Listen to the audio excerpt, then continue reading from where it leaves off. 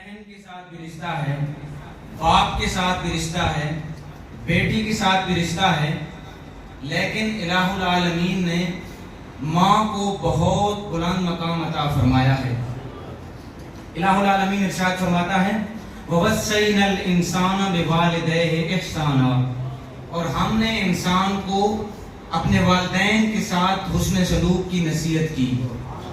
پھر دوسرے مقام پہ فرمایا حَمَلَتْهُ أُمُّهُ كُرْهًا، کہ اس کی والدہ بہت تکلیفیں برداشت کر کے اسے اپنے پیٹ میں رکھتی ہے۔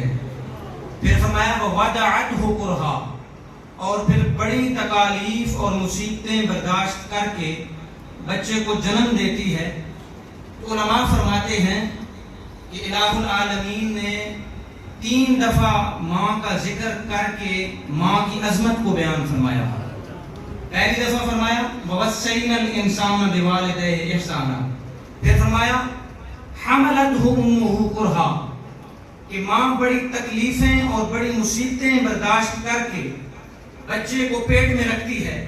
پھر فرمایا وَوَضَعَتْهُ كُرْهًا، اور بڑی تکلیفیں برداشت کر کے وہ اس بچے کو جنم دیتی ہے۔ پھر میرے آقا صلی اللہ علیہ وآلہ وسلم نے فرمایا کہ المرأة اذا ماتت بجمع شہیدۃ، کہ جب ایک ماں حمل کی حالت میں فوت ہو جاتی ہے تو الہ العالمین فرشتوں کو فرماتا ہے کہ اس ماں کو اور اس عورت کو شہیدوں کی لسٹ میں لکھ دو۔ پھر دوسری حدیث مبارکہ ہے کہ المرأة اذا حملت کان لها اجر الصائم القائم المخبت المجاہد فی سبیل اللہ، کہ حضور صلی اللہ علیہ وسلم نے فرمایا کہ جب ماں حمل کے ساتھ ہوتی ہے تو الہ العالمین فرماتا ہے کہ اسے 4 مردوں کے برابر اجر دے دو، روزے دار کا اجر بھی دے دو، رات کو نفل پڑھنے والے کا اجر بھی دے دو، اور اسے عاجزی کرنے والے کا اجر بھی دے دو، اور اللہ کی راہ میں لڑنے والے کا اجر بھی دے دو۔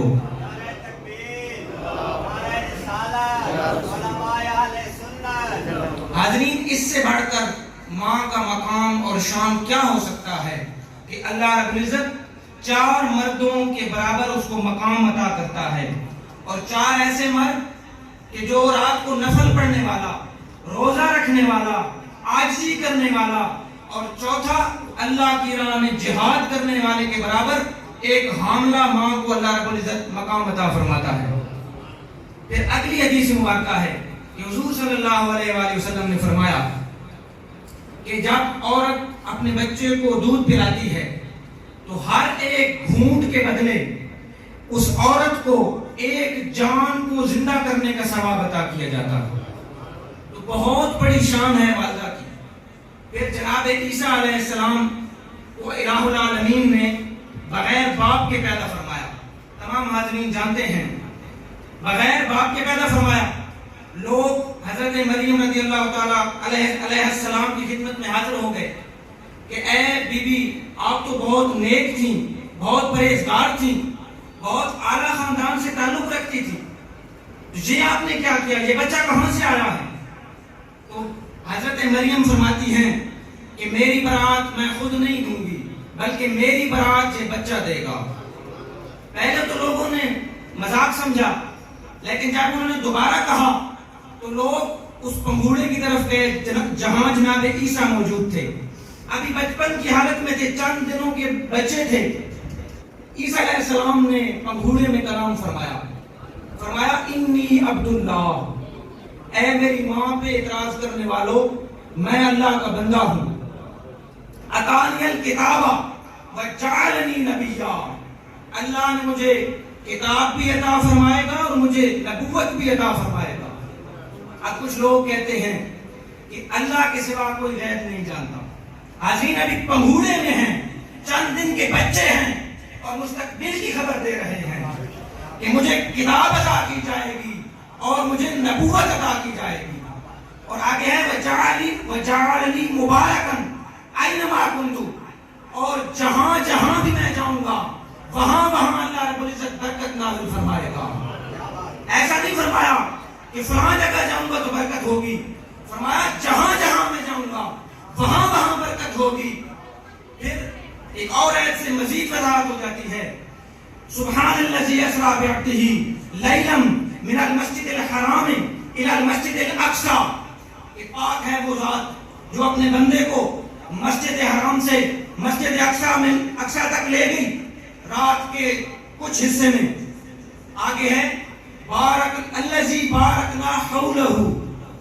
مسجد اقصی کیا ہے؟ اس کے ارد گرد ہم نے برکت رکھ دی ہے. اب عقل سوال کرتی ہے کہ برکت مسجد کے اندر ہوتی ہے یا ارد گرد ہوتی ہے؟ فرمایا الذی بارکنا حولہ، ہم نے اس کے ارد گرد برکت رکھ دی ہے. تو مفسرین فرماتے ہیں کہ اس مسجد اقصی کے گرد انبیاء کی قبور ہیں. تو اللہ رب العزت نے بتا دیا کہ جہاں جہاں ہمارا نبی چلتا ہے ہم وہاں بھی برکت رکھ دیتے ہیں، اور جہاں ہمارا نبی اپنا قدم رکھتا ہے، جہاں اپنا وجود رکھتا ہے، ہم ان تمام جگہوں میں برکت رکھ دیتے ہیں. پھر مسلم شریف کی حدیث مبارکہ ہے، حضور صلی اللہ علیہ وآلہ وسلم نے حضرت عمر فاروق کو فرمایا کہ اے عمر، یمن سے ایک آدمی آئے گا اور اس کو برس کا نشان ہوگا، اس پر نام اس کا اویس بن عامر ہوگا. اگر تمہیں مل جائے اس سے اپنے لیے دعا کروانا. اور برس کا نشان ایسا ہوگا کہ مکمل ختم ہو چکی ہوگی لیکن ایک درہم کے برابر رہ گئی ہوگی. اور وہ کیسا ہوگا کہ وہ اپنی والدہ کے ساتھ بہت نیک سلوک کرتا ہوگا. مفسرین فرماتے ہیں کہ وہ ایسے کرنے کو یہ مقام کیوں ملا؟ فرماتے ہیں وہ ایسے کرنے کو یہ مقام والدہ کی خدمت کے بدلے میں ملا ہے. اور حضرت عمر فاروق نے سوچا ہوگا، ذہنوں میں سوال آتا ہے کہ حکم دینے والے نبی ہیں، حکم صحابی کو دے رہے ہیں اور دعا تابعی سے کروا رہے ہیں. عمر فاروق کے ذہن میں خیال آیا ہوگا کہ حضور خود دعا فرما دیتے، شاید میری شان تابعی سے زیادہ ہے، مجھے دعا کے لیے کہتے تھے. حضور زمانے کو بتا گئے کہ جو ماں کی خدمت کرتا ہے اس کو اللہ رب العزت ایسا مقام عطا فرماتا ہے. حدیث میں الفاظ ہیں کہ لو اقسم علی اللہ لابرہ، کہ جب وہ کسی بات پر قسم اٹھا دیتا ہے اللہ رب العزت اس کی قسم کو پورا فرما دیتا ہے.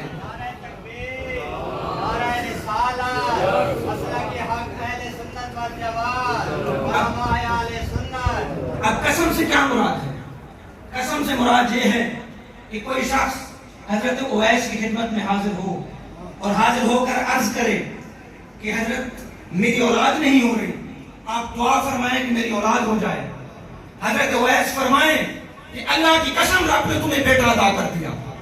تو اللہ رب العزت اپنے بندے کی لبوں کی لاج رکھتے ہوئے اس شخص کو بیٹا عطا فرما دے گا.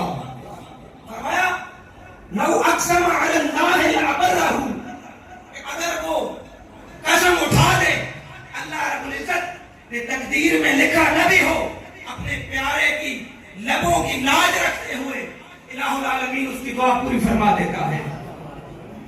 پھر حضور صلی اللہ علیہ وآلہ وسلم نے فرمایا کہ لو ادرکت والدی او احدہما وانا فی صلاۃ العشاء وقرأت فاتحۃ الکتاب فتنادی امی یا محمد لقلت لبیک یا امی. حضور صلی اللہ علیہ وآلہ وسلم نے فرمایا کہ اگر میں اپنے دونوں ماں باپ کو یا ان میں سے ایک کو پاتا، حضور کے بچپن میں آپ کے والدین وفات پا گئے تھے، حضور نے فرمایا کہ اگر میں دونوں کو یا دونوں میں سے ایک کو پاتا اور میں عشاء کی نماز میں ہوتا اور سورۃ فاتحہ بھی پڑھ چکا ہوتا اور مجھے میری ماں آواز دیتی یا محمد، تو میں نماز توڑ کر اپنی والدہ کو جواب دیتا، کہتا لبیک امی میں حاضر ہوں، امی میں حاضر ہوں. تو ماں کا یہ مقام ہے. پھر ذہنوں میں سوال آتا ہے کہ ہم یہ ایصال ثواب کرتے ہیں، قل کرتے ہیں، 40واں کرتے ہیں، اس کا کوئی فائدہ بھی ہے؟ ان کو پہنچتا بھی ہے یا نہیں پہنچتا؟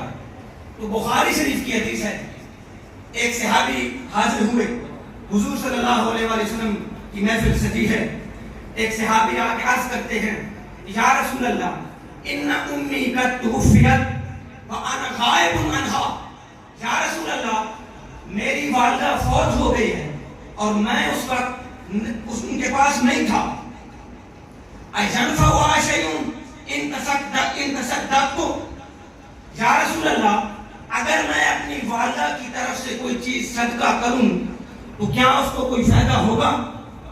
آپ سارے پڑھے لکھے بیٹھے ہیں، علماء جزوی فرما ہے، اگر صدقے کا کوئی فائدہ نہ ہوتا تو حضور کو صرف ایک کلمہ بولنا چاہیے تھا، فرماتے لا، میرے صحابی صدقے خیرات کا کوئی فائدہ نہیں، لیکن میرے حضور نے فرمایا نعم اے میرے صحابی، اے پوچھنے والے، اگر تو اپنی ماں کی طرف سے صدقہ کرے گا اسے صدقہ پہنچے گا۔ اب صحابی پوچھ رہے ہیں، بتانے والے کوئی عام مولوی نہیں ہے بلکہ آقا نامدار ہیں، مدنی تاجدار ہیں، آپ فرماتے ہیں کہ تیرے صدقے کا فائدہ ہوگا۔ اب آگے بھی صحابی تھے، وہ ہمارے جیسے نہیں تھے کہ ادھر سے بات سنی اور ادھر سے نکال دی، وہ فرماتے ہیں انی اشہدو کا لأن حایتی المخراف صدقۃ عنہا، فرماتے ہیں یا رسول اللہ تو میں آپ کو گواہ بناتا ہوں کہ یہ جو مخراف نامی باغ ہے میں اپنی ماں کے نام صدقہ کرتا ہوں۔ حاضرین، صدقے کا فائدہ ہوتا ہے، صدقہ پہنچتا ہے فوت ہو جانے والوں کو۔ پھر سوال پیدا ہوتا ہے کہ کیا فوت شدہ کو اس صدقے کا کوئی فائدہ بھی ہوتا ہے یا نہیں ہوتا؟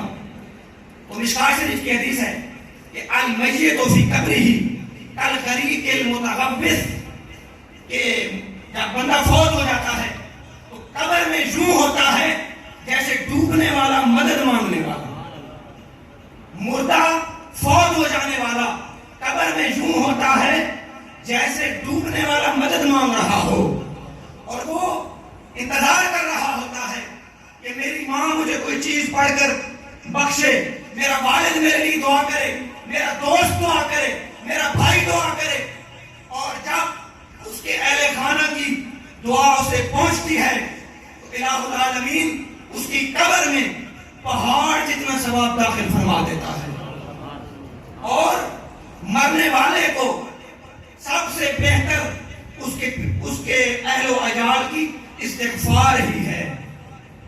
پھر ہم پیران عظام سے، اولیاء اللہ سے تعلق قائم کرتے ہیں، اس تعلق قائم کرنے کا کوئی فائدہ بھی ہے یا نہیں ہے؟ ذہنوں میں سوال آتا ہے کہ ہم آستانوں پہ جاتے ہیں، اولیاء اللہ کی دربار پہ جاتے ہیں، کیا کوئی فائدہ بھی ہے یا نہیں؟ بڑا مشہور واقعہ ہے پیر طریقت وفا سے باہر معرفت حضرت شاہ محمد علی مکھڈوی رحمۃ اللہ تعالی علیہ کا، کہ آپ کا ایک مرید تھا، آپ کا ایک متعلق تھا، سید صاحب تھے، وہ آپ کا چوپان اٹھاتے تھے، ایک دن بیمار ہو گئے، شاہ محمد علی رحمۃ اللہ علیہ کو پتہ چلا کہ سید صاحب نہیں آ رہے، انہوں نے پوچھا کہ سید صاحب نہیں آ رہے، کیا مسئلہ ہے؟ انہوں نے کہا کہ وہ تو زندگی اور موت کی کشمکش میں ہیں، ان کی روح نہیں نکل رہی۔ انہوں نے کہا میرا چوپان اٹھاؤ اور سید صاحب کے گھر لے چلو۔ جب سید صاحب کے گھر تشریف لے گئے، سید صاحب پر نزا کا عالم طاری تھا، حضرت شاہ صاحب نے ہاتھ رکھا، روح مطمئن ہوئی، انہوں نے پوچھا کہ آپ کو یہ کیوں مسئلہ درپیش ہے؟ آپ تو بڑے نمازی تھے، بڑے نیک تھے، بڑے متقی تھے، پرہیزگار تھے۔ انہوں نے کہا کہ میں باقی تو سارے عمل ٹھیک تھے میرے، لیکن مجھے شک ہے کہ میں گستاخان صحابہ اور گستاخان اہل بیت کے پاس بیٹھتا تھا۔ شاہ صاحب نے فرمایا کہ یہی بوال ہے۔ انہوں نے ہاتھ رکھا اور روح نے پرواز کرنا شروع کر دیا۔ وقت اجل سر تیری چوکٹ پہ دھرا ہو، وقت اجل سر تیری چوکٹ پہ دھرا ہو، کتنی بھی قضا ہو ایک ہی سجدے میں ادا ہو۔ سید صاحب کی روح آرام سے پرواز کرنے لگی، شاعر کی روح ڈھڑپی، کہتا ہے ساکیا ہر قدم پر، سید صاحب کہہ کیا رہے تھے، ساکیا ہر قدم پر تیری خیر ہو، میں کشی کا صدا دور چلتا رہے، تیری نظر کرم سے رہے واسطہ، مست گرنے سے پہلے سنبھلتا رہے۔ حاضرین، اولیاء اللہ سے تعلق قائم کرنے کا یہ فائدہ ہے کہ وقت موت، شاہ محمد علی صاحب نے فرمایا کہ لوگ اسی وقت کے لیے ہمارے ساتھ تعلق قائم کرتے ہیں۔ نعرہ تکبیر، نعرہ رسالت، فیضان اولیاء کرام۔ اولیاء کرام سے تعلق قائم کرنے کا فائدہ یہ ہے کہ وقت نزاع بھی کام آتے ہیں اور میدان معاشر میں بھی ہمیں کام آنا ہے۔ قرآن فرماتا ہے الاخلاء یومئذ بعضهم لبعض عدو الا المتقین، کہ جب قیامت کے دن ماں بیٹے کی نہیں ہوگی، باپ بیٹے کا نہیں ہوگا، اولیاء اللہ کی دوستی اور تعلق دنیا میں بھی قائم ہے اور آخرت میں بھی قائم ہے۔ الہ العالمین سے دعا ہے کہ اللہ رب العزت ہمیں اولیاء اللہ کے ساتھ نسبت اور تعلق قائم کرنے اور ان کے ارشادات پر عمل کرنے کی توفیق عطا فرمائے۔ وآخر دعوانا الحمدللہ رب